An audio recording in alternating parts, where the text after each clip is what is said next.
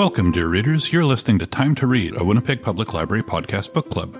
We're recording today from the Anhang Room at Millennium Library in Winnipeg, which is in Treaty 1 territory, the traditional lands of the Anishinaabe, Innu, and Dakota peoples, and in the national homeland of the Red River Métis. Our drinking water comes from Shoal Lake 40 First Nation in Treaty 3 territory. In this episode, we will be discussing Migrations by Charlotte McConaghy. I'm Dennis from the Idea Mill, and I think if this novel was rewritten as a cozy mystery, it should be titled A Turn for the Worst. Across the table from me is... Hi, I'm Trevor, the branch head at the Louis Riel Library, and my favorite bird is the red-winged blackbird. Across the table from me is... I'm Toby. I'm an outreach librarian based out of here at Millennium Library, and I, for one, found this book a real page-turner. I didn't realize we would both have turn puns, that was an unexpected turn. I had 2 weeks, and that's the best thing I could come up with. I just wanted to talk about red-winged blackbirds. Fair enough. A good book can carry me away from an average and ordinary day, yeah. So keep it down, leave me alone, close the doors and turn off the phone, 'cause all I ever really need is a little more time to read. And you, dear readers, we wouldn't do this without you, and we'd love to hear from you. Be sure to actually send us a message rather than carrying it around with you as you roam all over the world. You can find our email address and all our social media outlets by going to wpl-podcast.winnipeg.ca and scrolling to the bottom of the page. Hang around till the end of the episode to enjoy our favorite segment, Nerd Words for Word Nerds. So, to start the episode off, let's do a quick check-in with the panel. How you guys doing? I'm a little disoriented because we're not in our normal room, the Carol Shields auditorium, because this is a very busy place today. We have a group receiving first aid training in one room, and there is a group of youth services staff doing what they do. Unclear what they do. They are getting ready for summer reading, of course. We can edit that part out. Of course we know what they do. Yeah, this room is much brighter and less moody than the Carol Shields room. Mm-hmm. I was also just going to mention that it's no secret that we record our podcast and Dennis edits it. So what you're listening to is a recorded thing. But coming up towards the end of June, there are 2 events that are live that I would just like to mention. One is our Tales at Night program, which, if you've never been to it, it is a program where you would go to a popular drinking establishment called the Goodwill Social Club, which is located at 625 Portage Avenue. It's happening on June 28th, 7:30 p.m. And if you come at that time, you will see a few library staff take the stage and read stories to you as if you were toddlers. But they're not stories for children. They're stories for adults. So there are sometimes violence, sometimes humor, sometimes sexual content. But it's all in good fun, and people enjoy drinks. So if you're interested in something like that, if you're into fun, I'd recommend that. And just the day before that, if you're more of a stay-at-home kind of person, there's another program that I believe we're calling Next Page Live that Toby and I and a couple other people are involved in. It's going to be like a Zoom call, which we are all familiar with the pandemic. But instead of talking to your relatives or coworkers, you won't be talking at all. You'll be tuning in. You will be muted, because what you'll hear is from a few librarians, myself, Toby, and Danielle from Reader Services, and we will tell you what we think would be good reads to read on your upcoming vacation time. And you don't have to live in Winnipeg to come. You don't have to live in Winnipeg. That's the beauty of Zoom. You could be in Greenland. Yeah, I guess we can link to the program registration page, like on our website. Yes, that's right, because that's how you would get the link, is if you register, then they will send out a link. So those are just 2 things I wanted to mention, and that one is on June 27th at 12 noon. And they're both free. They're both free, and they're both fun. Yes. Free and fun. Yeah. I can't stand either of those things. Why would I? Just kidding. So that's all I got. Those are good things. Okay, well, with that, let us jump into the episode. Toby's going to tell us about the author, and then Trevor will give us a summary of the book. Okay, Charlotte McConaghy. There's not a lot of information out there about her, so this is going to be pretty brief and a little disjointed. So she is Australian. She has a master's degree in screenwriting from the Australian Film, Television and Radio School. Interestingly, her first books were in the young adult science fiction fantasy genre, and she actually wrote over a dozen of these, but they were only published in Australia. So she really rebranded herself as a writer of more serious literary fiction when she wrote Migrations, which came out in 2020. And even her current website doesn't mention these like other young adult novels. So Migrations was Time Magazine's Best Book of the Year. It was an Amazon.com Best Fiction Book of the Year. It was translated into over 20 languages and is currently being adapted to the screen by Claire Foy and Benedict Cumberbatch. And I'm curious if Cumberbatch would play Enos or if he would play Niles. I don't know. And I wanted to read out this quote of hers about Migrations as it mentions Toni Morrison, who we just discussed. So kind of a nice segue. So it says, I wanted to try and engage with the climate crisis in an intimate way. And it's hard to nail down where the book came from, but I had Toni Morrison's words in my head. If there's a book you really want to read, but it hasn't been written yet, then you must write it.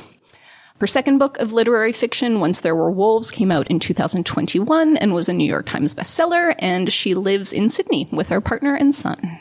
So what do you think, Enos or Niles, Benedict Cumberbatch? I was always pronouncing that Ennis in my head. Oh, yeah? Yeah, maybe because it's so close to Dennis, and I rarely see my name in books. Fair enough. Yeah. I think if he was playing against type, I could see Cumberbatch being Ennis. But Have you seen that what's that cowboy movie called? Oh, something about the dog?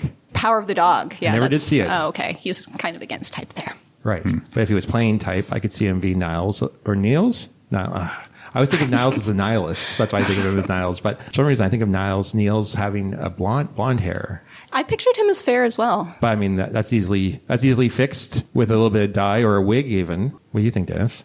I have no idea. Do you know who Claire Foy is? Have you heard of her? No. Oh, yeah. Yeah, she was in Women Talking. Oh, was she? I never saw it. Oh, yeah. She also played Neil Armstrong's wife in in that Ryan Gosling film. But I think most people may know her as playing the young Queen Elizabeth II. Yes. In 2 seasons of The Crown. So I guess, yeah, I could see her as Franny. Mm-hmm. I would buy it. Yeah, me too. Do you guys want to hear what this Migrations is all about?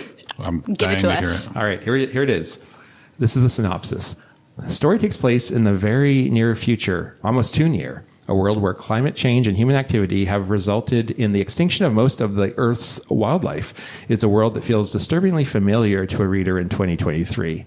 Our protagonist is Franny Lynch, or Franny Stone, if you prefer. She studies birds. She currently has a specific obsession with the Arctic tern, so she's up in Greenland with a plan. Terns have the longest migratory path of any bird, according to Franny, and I guess, of course, according to science, all the way down to the South Pole and then back up again. Franny's plan is to somehow convince the fishing boat's captain and crew to take her along and follow this year's migration, which could very well be the very last Arctic tern migration. If they can follow the terns will, in theory, lead the fishing boat to where the fish are. And so she meets Captain Ennis Malone and his crew of the fishing boat Sagani. They reluctantly agree to this arrangement, and they set out. But terns are not the only creatures who migrate in this story. Franny herself was born with itchy feet, as she calls it, resulting in her never really feeling like she belonged anywhere, which may explain in part why we begin the story with her up in Greenland, desperately trying to band a few terns in stormy weather.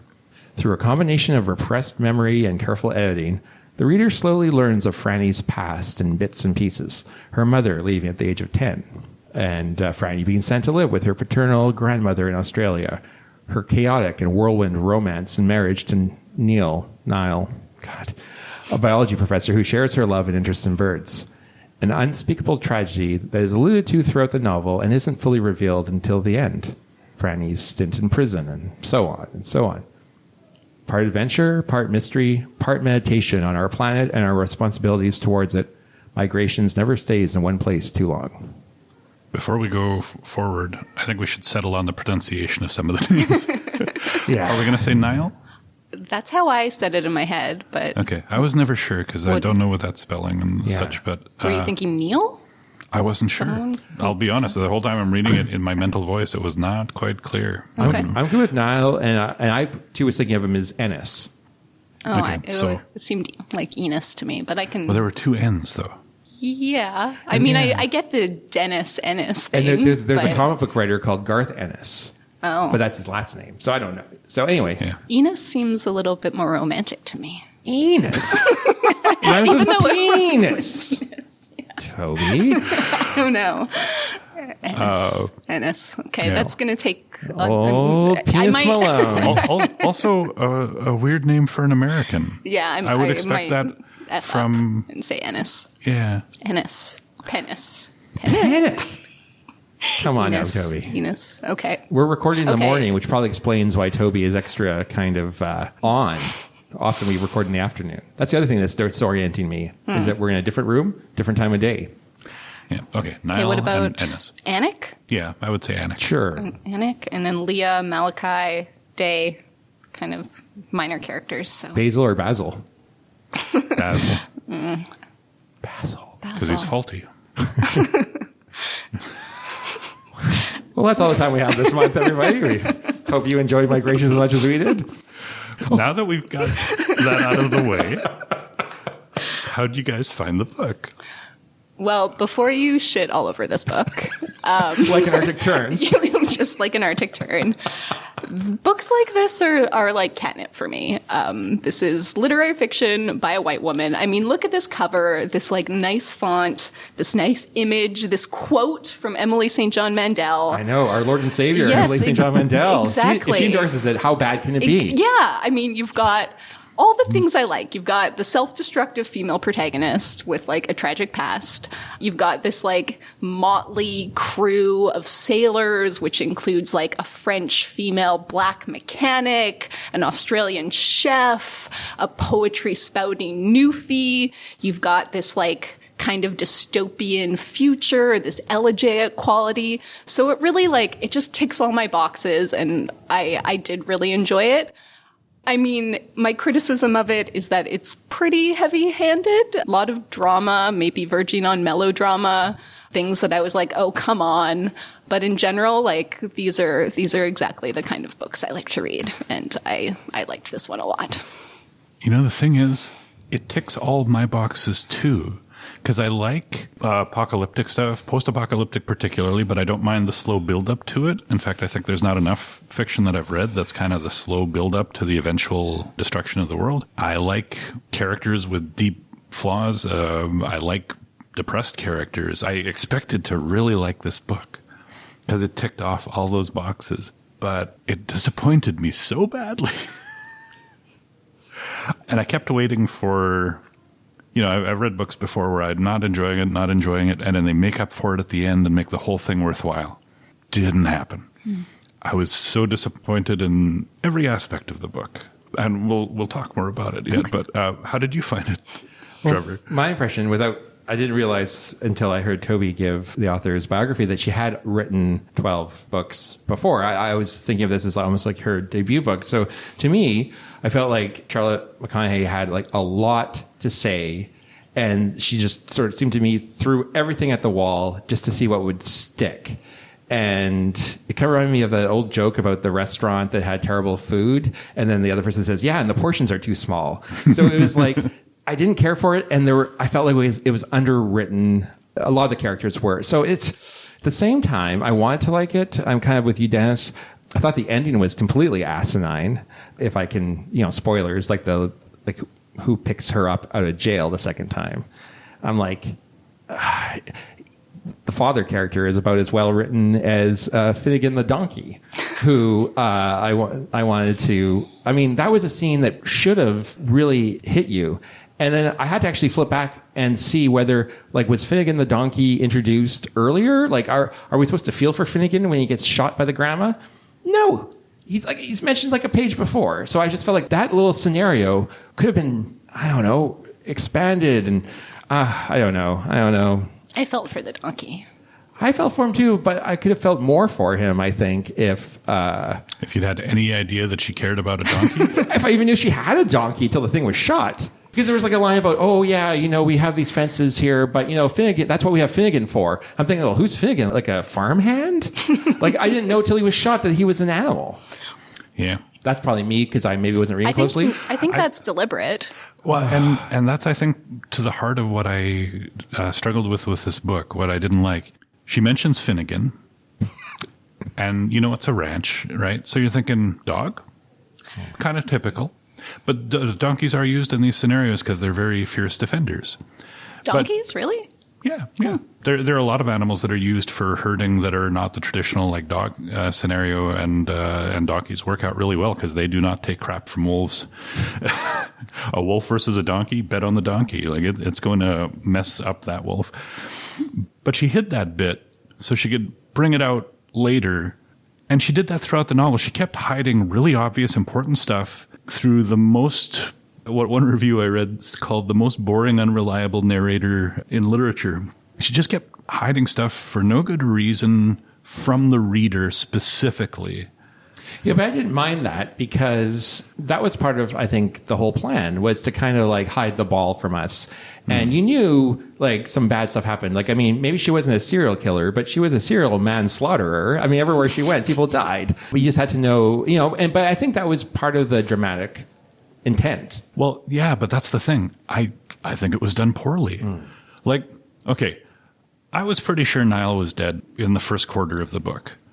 Just because of the painfully tedious way she kept talking about how she had these letters and she never sent them. I was like, it's because there's no one to send them to. Niall's not around. She's talking in her head all the time, and that's what she does. Okay. There were so many dropped threads everywhere. Like, she stabs that protester who appeared to be about to sexually assault her. Nothing else comes out of that.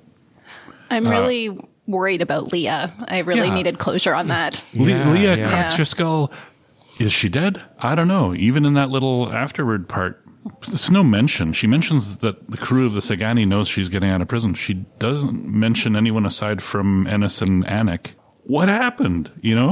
There are so many points in this book where something is brought up very briefly. It seems like it should be significant, but you never hear about it again. And it's the whole book. A thread, it could be developed, it could tie into something, but it doesn't. It's just random stuff. It's her... Sorry, I get a little frustrated because it's so vague.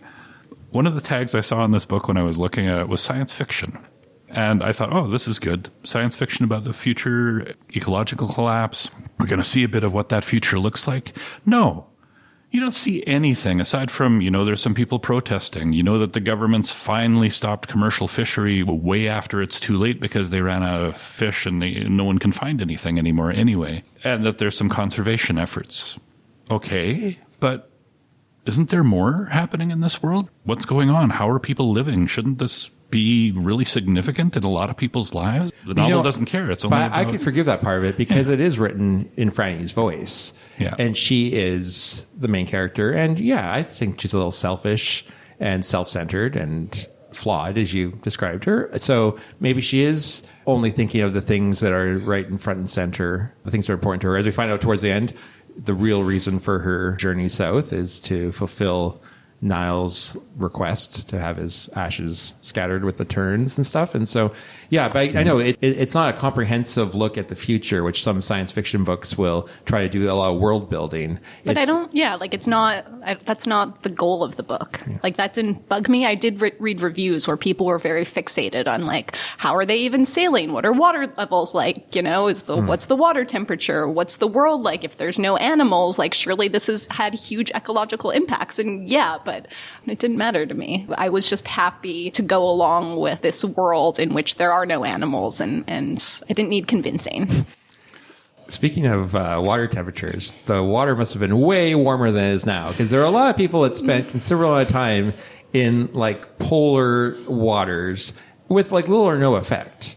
Yeah, she would not have been able to just walk into the water off the coast of Antarctica and then walk back out and was fine. Right. Or the whole, hey, let's steal all this water from this other ship and I'm just going to swim it over here. I mean, there are certain things that seemed like physically impossible, to the point where, again, that our old frenemy, the unreliable narrator, is like, is this really, does this really happen? Or is this in her way of dealing with, she's telling the story in her own way, just like she told the story about her mom. Her mom left her. She convinced herself that until she was shown the truth or helped to see the truth. So yeah, there are a few things, but maybe the water temperatures were warmer then. I don't know. Or not then. Then? How do you refer to the future? The future? At the time of the book. I don't know. At the time of the book. The water will be warmer because all the fish are gone. But there's still ice. Yeah, there's still ice. Yeah. Anyway, you know what? I mean, that's, This isn't nonfiction. No, and that's not my only thing with the book. I mean, it's supposed to be this intimate, personal narrative, her grief. It could be really about generational trauma, considering all the things that happened in her past. But there's the other thing. Nobody's behavior in this book makes any sense. These people are all so badly damaged that they all make the worst possible decisions all at the same time. Like, Niall marries her instantly after she shows the slightest bit of interest in him, knowing nothing about her, and then seems a little befuddled that he doesn't know anything about her, and she's really, really damaged herself. I think it's almost worse than that, because he kind of my impression was that he kind of studied her from afar, like as if she were a specimen. Like, he studies his birds and kind of made up his decision. He's like, yep, she's the one. Which is even weirder. I mean, it's bad enough that he married her on the spot without knowing her, but it's also kind of creepy that he was sort of stalking her. Yeah, nothing was healthy about that interaction, although it's made to be, it's an epic love story. And it's like, well, okay, I understand accepting people as they are. And I have a lot of people that I love that have big flaws, and I love them dearly despite them. But there's usually some other basis for it, aside from, I went to your lecture and you were a pretty charismatic speaker, and now Margaret Atwood is the language of love. Yeah, and then the whole crew of the Sagani, she convinced them to do this ridiculous journey. The one bird dies in the first storm. They decide to keep going after she, stabs a guy on the shore, and they just all let's get in the boat and go. Yeah. And, as long as we're in the boat. Why did they all flee after she stabbed that guy? Yeah, but who among us hasn't killed somebody and then gotten a getaway car and just said, go, go, go? Maybe. Well, and there's understandable. That was the only rational thing that made sense. Well, and there's another thing that bugged me too. The protester walks up to her and uses the name that was on her passport. And she's like, how did you get that name? And it's never mentioned again. It's like, okay, there's stuff happening here, and you're just dropping it. Okay, maybe you just can't think of this book in terms of having a plot, because the plot is so forced at every step of the way. Because I can't see how half of that crew would have gone along with that.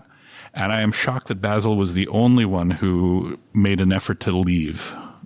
When you're saying that, she had to convince the crew, she didn't really. She just had to convince Ennis, because they were very loyal to him. And they were looking for that catch, that's the golden their whole, catch. Their whole motivation as fisher people.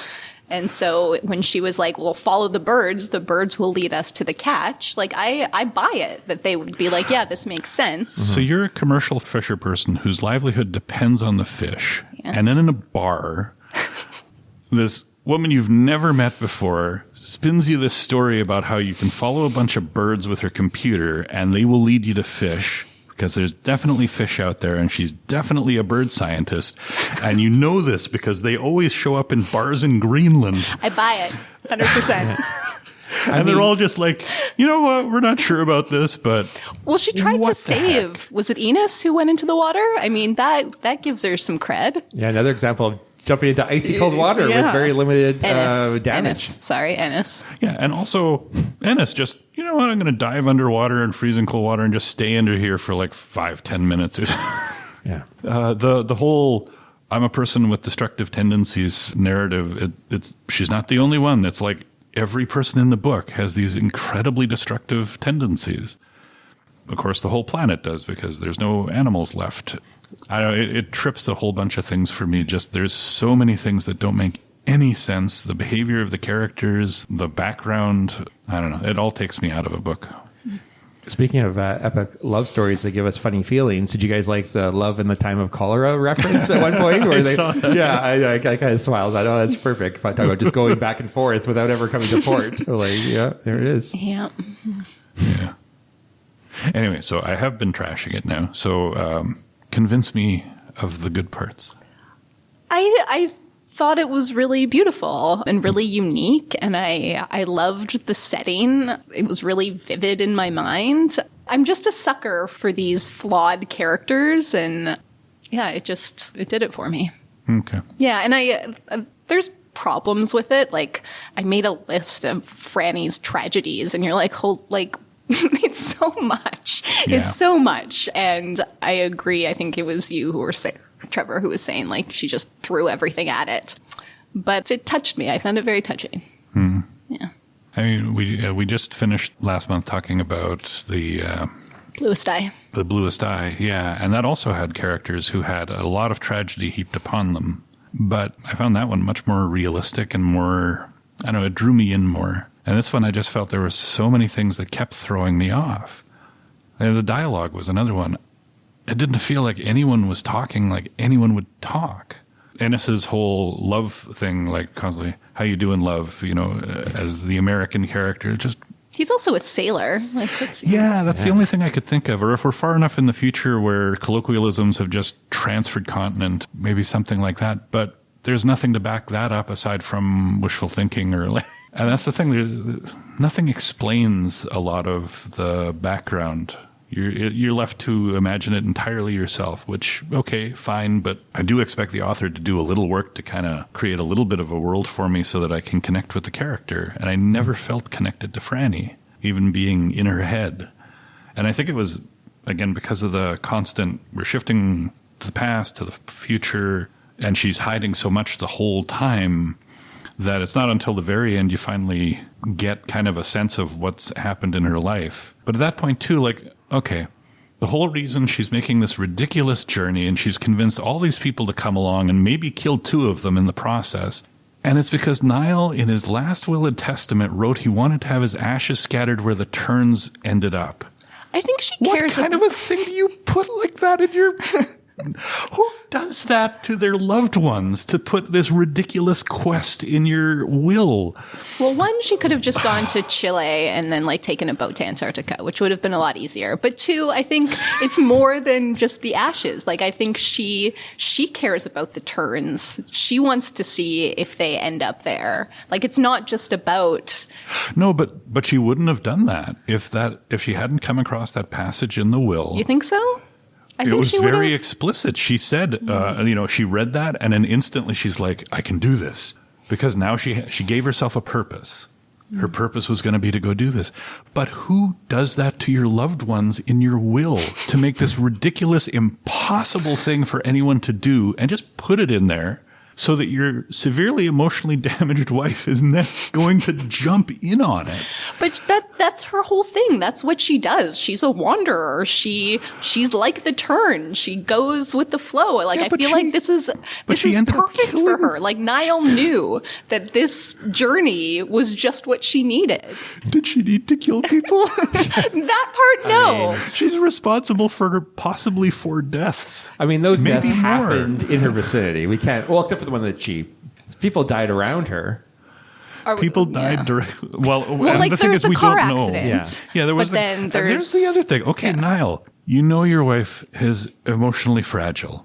You bring up a really emotionally taxing comment when you've both been drinking and she's driving. Yeah. And as I'm reading that passage, I think, why are you talking to her about this while you're driving? I thought that was a dick move. It was But it's so stupid. Isn't this also the moment when she's like, "Oh, he understands me"? Like, it's a beautiful moment, and then she sees the owl. She's terrified, though. She's like, I'm like a bird with the cage open. And then she was like, what am I going to do now? I'm going to crash this car. Well, the owl. She sees the owl. She said the owl. Yeah. Yeah. It's so forced. I really think she's the type of person who would gladly undergo this journey. Like, I don't think she needed Niall's death and ashes to undertake this. And I feel like maybe he knew that. Then it's even lamer, though. Then it's even lamer. Why? Because she ended up upending a whole ship's life in possibly killing 2 more people. But it's not like that was her intention. No, when it's she not set her out. intention was to commit suicide after she got there. But to be fair, that ship wasn't really doing much anyway, right? Like, it was. Well, no, it would have been impounded. They would have had to gone on with their lives, which they had to do anyway after they finished being arrested and being repatriated. But the crew was all miserable whenever they were on land. Like, the only time they seemed to feel like they had a purpose was when they were on that ship. And that moment when they're on the ship and all the Arctic terns come aboard, like, that was so, and they all like bonded with the birds. Like, they ended up really caring about it. Yeah. I think I agree with Toby. I think she did genuinely feel for the turn. She was like one of those, what do they call them, citizen scientists, where, I mean, at the beginning you think, you know, she's actually doing this for a university, and then you realize afterwards, no, she stole these bands, took them from her dead husband. But yeah, I do agree that her whole DNA was to just keep going, leaving, and then wandering. And so maybe this gave her the turn trip.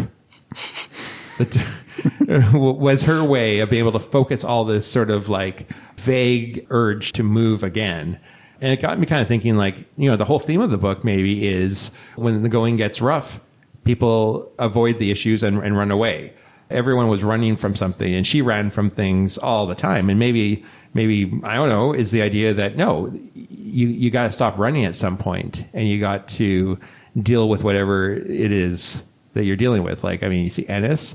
I mean, seriously, you're going to leave your sick, dying wife and family? Well, didn't she tell him to leave? Yeah, but still, I mean, sure, maybe she said that because she knew that she doesn't want him to see her deteriorate. That's pretty selfish, though, too. And she doesn't want her kids to have anything to do with him? Yeah, that's weird. Again, every single person in this made the worst decisions possible about every aspect of their life all the time. And that what made it exciting. That made me keep turning the pages, because if they were just doing the expected thing, you'd be like, okay, yeah, that The makes only sense. reason I kept turning the pages was because we had to discuss this, and I kept hoping that there would be something to salvage all of this, but when the story only works because everyone makes bad choices all the time, and you don't know why they're doing anything, like, okay, Ennis says he gave up on catching the fish long ago.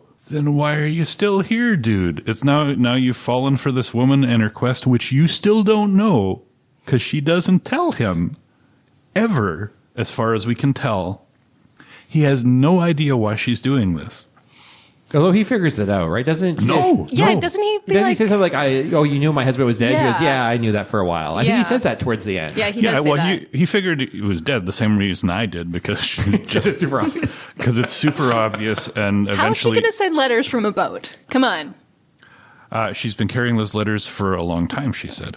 Maybe she had some of those homing pigeons. But still, he doesn't know that she's out to spread his ashes, because that was his last thing in the will. Like, that's never mentioned. In fact, we don't know until she pulls the ashes out of the thing that she ever had them. So Ennis never knows, unless she tells him afterwards, when they're waiting to be rescued for some unspecified period of time. I think Ennis recognizes in Franny part of himself. The desperate need to do self-destructive things. Yeah, absolutely. Like they're kindred spirits. Like they are both running away from something, and I think they understand each other. That I would agree with. Yeah. It's just, for all the explanation about her past, it still didn't really convince me that this character was at all realistic. Like, that there is a person like Franny out there somewhere that you want to root for because they're struggling against being completely overwhelmed by the world as it is.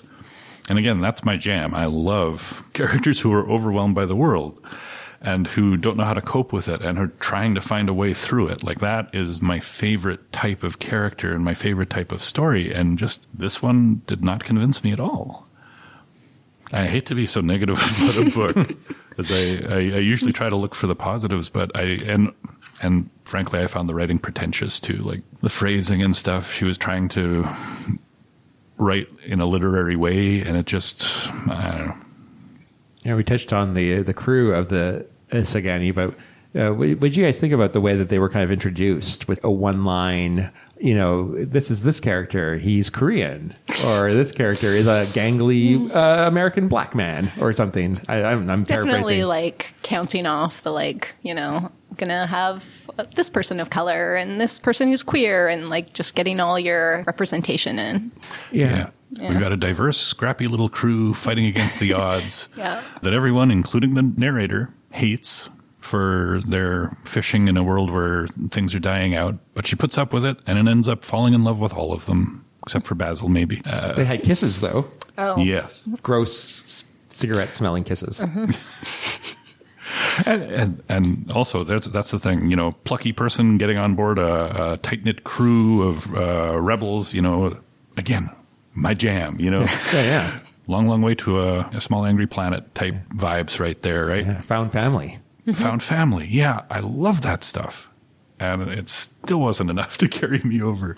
I like the sort of the Han Chewie vibe between Ennis and Anik. How they kind of like had this thing that happened and they were devoted to each other. Yeah, another huge tragedy that befell characters in this book. Yeah. I mean, there's a lot. A lot. We could have dealt with half the tragedy and still have too much tragedy. Yeah, I mean, even like all those near misses when she's aboard the ship, like any one of those would give a person PTSD. Yeah. Oh, and also she sleepwalks, and during the sleepwalking, she strangles people or jumps overboard. Yeah, Relatable. What? And there's no delving into that at all. She doesn't take any medication for it, even though it was kind of offered to her at one point. Like, maybe you should medicate for this, because otherwise maybe you're going to hurt someone you love, like you nearly strangled your husband twice. Like, right. But no, not going to deal with that. Not going to mention anything about that, or, it's just another thing slapped on to make her weird and eccentric and erratic. Unreliable. Yeah, I have a big problem with sleepwalking as a narrative device because it's just this super convenient way to make your character unreliable and to have them do things that even they're not aware they are doing. I feel like it's often relied upon for that. She goes and releases those birds from her mom-in-law's place. She wanders into that reserve. Where they could have been killed by any of the wild animals they're trying to protect. Yeah, because she goes first, right? And Niall goes after to kind of like, and then he's the one that falls in another frigid lake. Yes. To very limited effect. Yeah. Maybe people are just tougher in the future.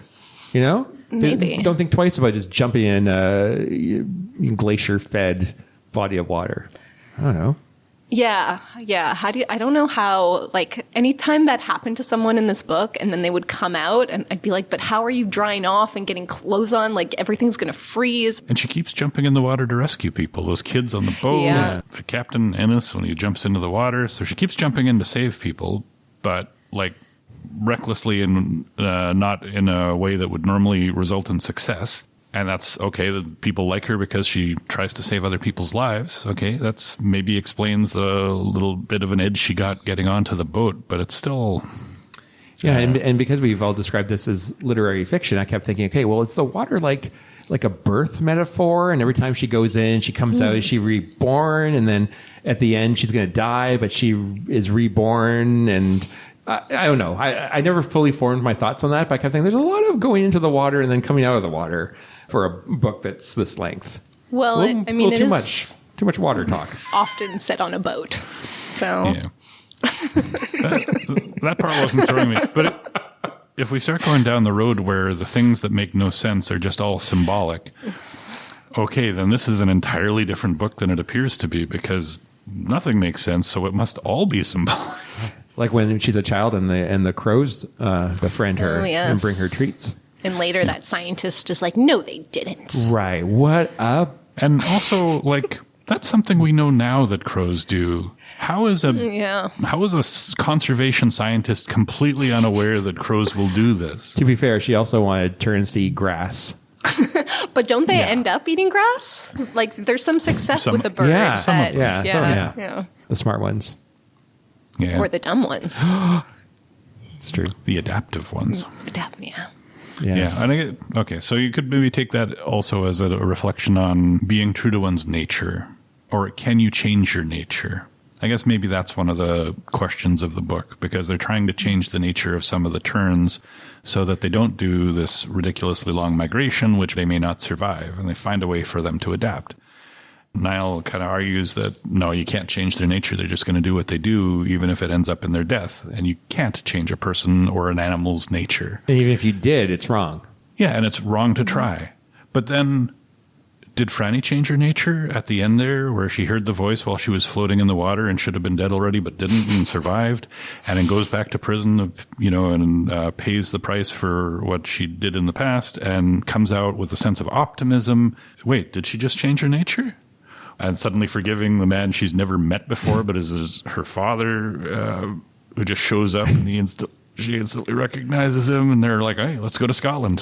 I was imagining there's like a shadow book that's all from like the dad's perspective, where he's always just missing her. Really, like he shows up to Greenland like the day after this guy sets sail, and then he's like in St. John's right when the guy gets murdered, and then like he's just like, you know, he's just almost, just not quite until the very end. Yeah, it would be like a Rosencrantz and Guildenstern, but for this book. Yeah. I might read that one. Or The Fifth Business. Yeah. Yeah. So I guess we could wrap up or go with final comments. What's your final comment on the book?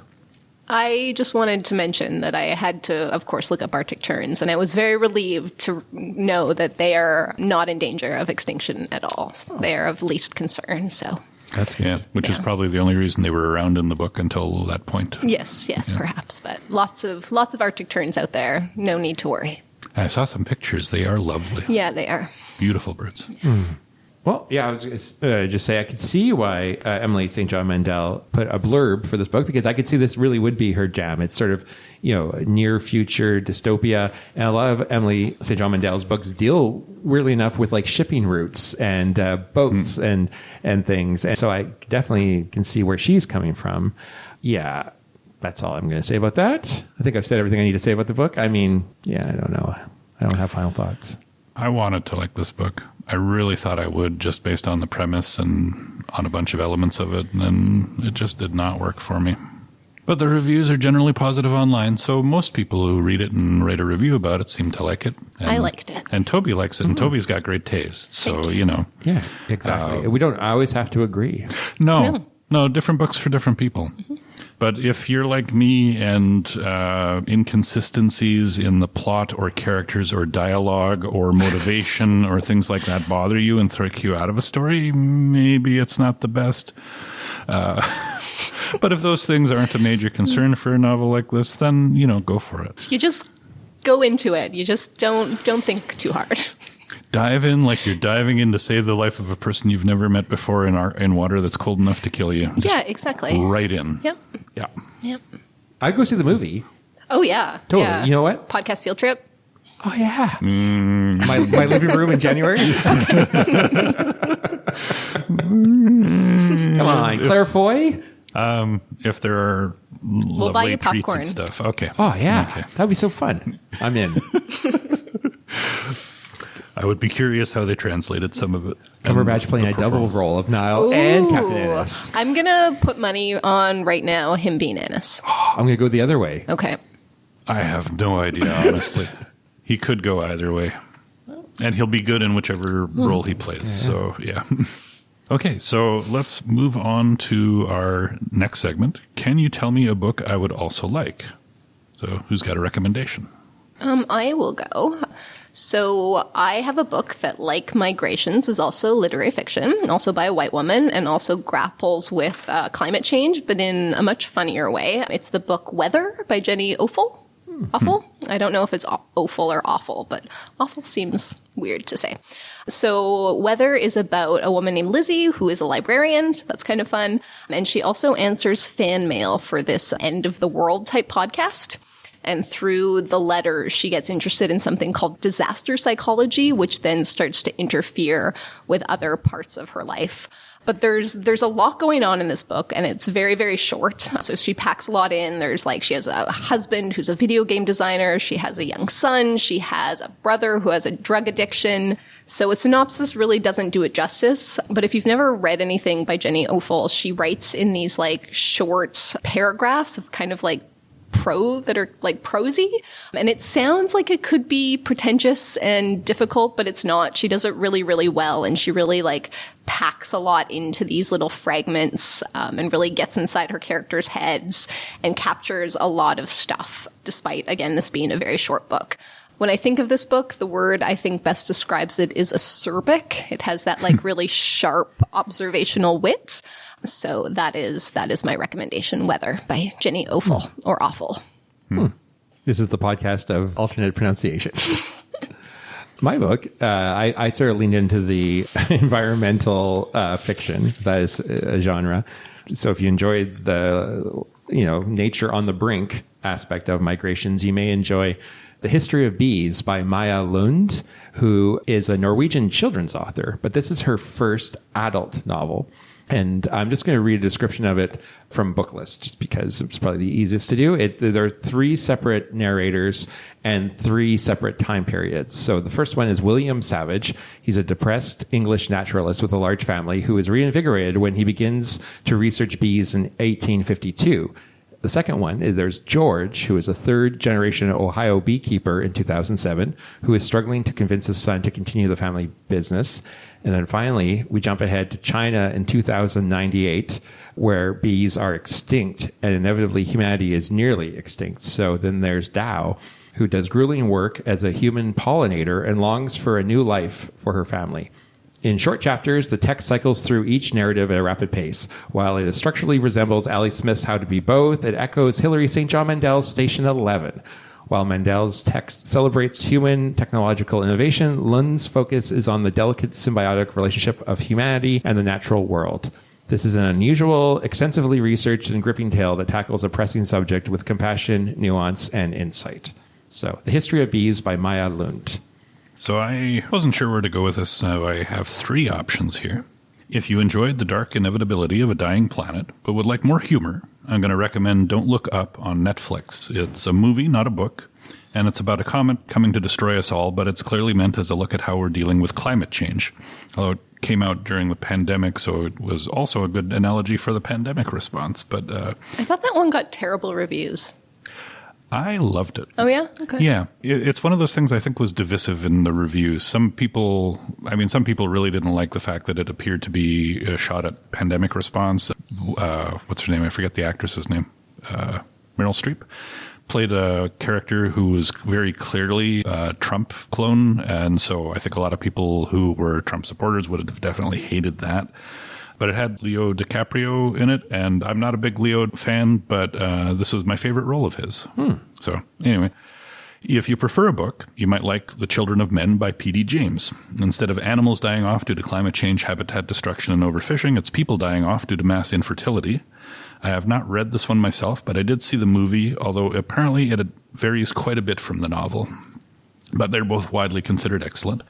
And finally, if you like your protagonist to have a wandering spirit, but you're looking for some hope and relief about human-driven climate change, I heartily endorse reading A Psalm for the Wild Built by Becky Chambers, which we've mentioned a couple of times recently. Because in that one, humanity actually managed to turn away from complete climate destruction and adapted to live more in harmony with nature. And now it's time for everyone's favorite segment, Nerd Words for Word Nerds, wherein our panelists chat about words that caught our imagination recently. Oh, you're looking at me. Okay. Well, you were dancing a little bit. Yeah, well, I have that song in my head all the time when you say that. So, I have 2 words that are related this month. And those words are port and starboard, which are inspired by this book. They're nautical terms for watercraft, also aircraft, referring to the sides of the vessels. So when you're on a boat and you're facing the front, port is your left and starboard is your right. And unlike the terms right and left, which change depending on which way you're facing, port and starboard are fixed. So they're unambiguous and independent of a sailor's orientation. So these words come from a long time ago, before ships had rudders, and they were steered with a steering oar, which was on the right-hand side of the ship, because most sailors or most people are right-handed. And so sailors began calling the right-hand side of the ship the steering side, or the steerboard, which combines the Old English steer, meaning steer, and board being side of a boat. And I guess over time, steerboard just evolved into starboard. And since the steering oar was on the right side of the boat, it would tie up at the wharf on the other side, which became known as larboard, or the loading side. But over time, larboard and starboard were too similar sounding. And I imagine there was some probably nautical accidents with the mix-up of larboard and starboard. So larboard was replaced by port, as again, that's the side that faced the port. So hence port and starboard. Mm-hmm. Yeah. My word this month comes directly from the novel. There's a point where Captain Ennis is talking with Franny and talks about something called Point Nemo. And they talked about it a little bit being the most uninhabited spot on Earth. So I thought, well, is this a real thing? Because and apparently, yes, it is. It was discovered very recently, though, in 1992 by a Croatian-Canadian survey engineer. Again, the podcast for pronouncing Fjorve Lutatella. And Hjorve, if you're listening, I apologize for that pronunciation of your first name. What the point of inaccessibility is it's the place in the ocean that's furthest away from any land. So they calculated whatever is point is kind of like how Winnipeg is the furthest place from any ocean. Not really, but it kind of feels like that. It's the reverse. So a couple of fun facts about Point Nemo is that sometimes the closest humans to it are the astronauts on the ISS that are over top, because they're about 258 miles above, which that's is yeah. And so that's a lot closer than the most inhabited islands, which are about 2,200 miles away. So it gives you kind of a weird perspective of human habitation when you have to go up to see people. And there's no actual life in this area. It's not just one island. It's a group of small islands, but nothing lives there, human or otherwise, because of the way that the ocean circulates around there. It keeps pushing all the nutrients away. So there's nothing for any animals to eat. Oh, so it's land? Yeah. Point Nemo? Yeah, I mean, there are little rocks around there. Like, and there's small islands that are uninhabited. Oh, okay. Yeah, I thought yeah. it was like just a point in the water. Well, it is also that. It can't be both, Trevor. I clearly didn't do enough research on Point Nemo. I wasn't expecting questions. I have heard about this point before. There aren't islands. It's literally it's water, so you can't see it. Well, holy fuck. Because if there were islands, then it wouldn't be the point in the ocean farthest from any land. Point Nemo is the most remote place on Earth, but yeah, you're right. Look at this. I should have read my notes a little closer. It's also, this is the part I wanted to point out, not only is it the middle of nowhere, it's a place where NASA intentionally ditches their satellites and their space bits. So space stations and other things, they try to aim them to land as close to Point Nemo as possible so they cause the least amount of damage. What about the fish? There's no fish. There's no nutrients in the water there. There's no nutrients in the water there? Dennis, He was just saying. I thought you knew this independently. The ocean currents were pushing away the nutrients, so nothing lives there because there's no nutrients around there. Yeah. Surely there's something in that water. Nothing. Let me read my fun fact number 4. Point Nemo, a lifeless spot. It is clear that there's no human life anywhere near Point Nemo. Well, there doesn't appear to be much sea life either. Point Nemo's location falls at the center of the Southern Pacific Gyre, a rotating ocean current that keeps nutrient-rich waters away from the area. So, yeah, and it doesn't get any nutrient-rich runoff from the continents because it's not close to any of them. So marine creatures who would normally settle near there just have no reason to go there. So they only found bacteria and small crabs in the volcanic vents of the seafloor around surely there. it's very, very deep there, and they just haven't gone deep enough. You know, Toby, I wish I knew how deep it was. I didn't ask you. I didn't expect so many questions. But the final point I wanted to make was that apparently, this is totally coincidence, but remember our friend H.P. Lovecraft and his big scary monster Cthulhu? Apparently in the Lovecraft books, if you look at it basically it's Point Nemo where it lives under the water uninterrupted until humans, piss it off or whatever it's supposed to do. Yeah. Considering he wrote nearly 100 years before they determined where Point Nemo was, that's pretty prescient. I know. Yeah. So anyway. Point Nemo. Yes. I hope you enjoy this heavily edited portion. How about you, Dennis? What you got? We're going to put the whole thing in there. A couple of times during the novel, Ennis, who's the captain of the Sagani, is referred to as Skipper, or Skip. So that's my nerd word. The skipper is the captain or master of a boat, particularly a fishing or small trading or pleasure boat.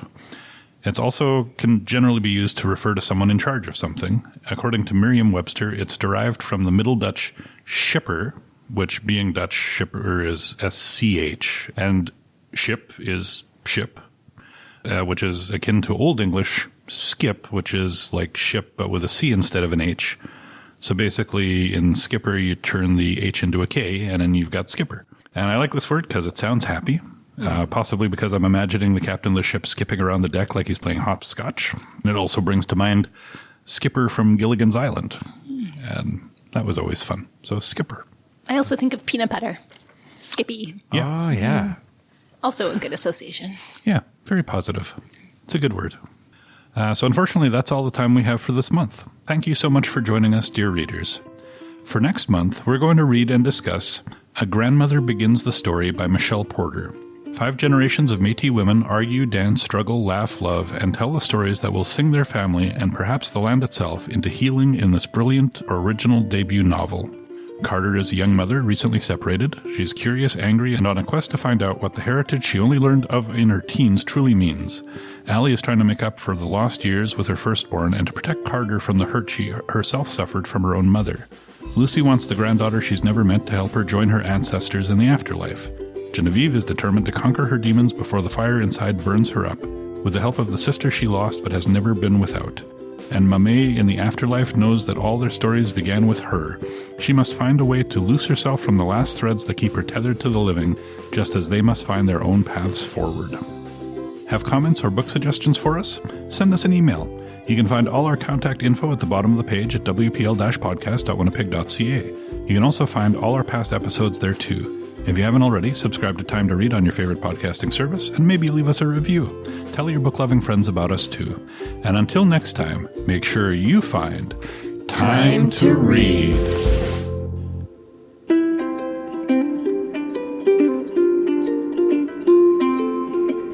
All I need is time to read. All I need is time to read. All I need is time to read. All I ever really need is a little more time to read.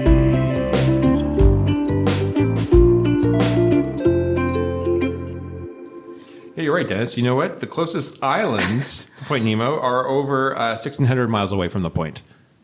1,600 miles. That's a huge amount. That is a... It is. Yeah. So astronauts are only the space station is only 230 miles above Earth?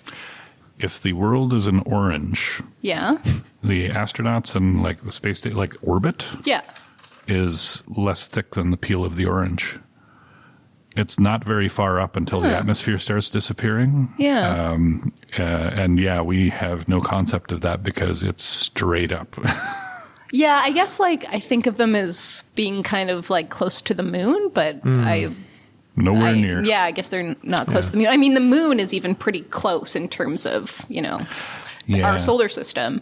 But It is incredibly hard for humans to visualize and conceptualize the distances. oh, it stresses me out when you try to, It's like trying to imagine time, how long it's been since there were dinosaurs or something. Oh, it's terrifying.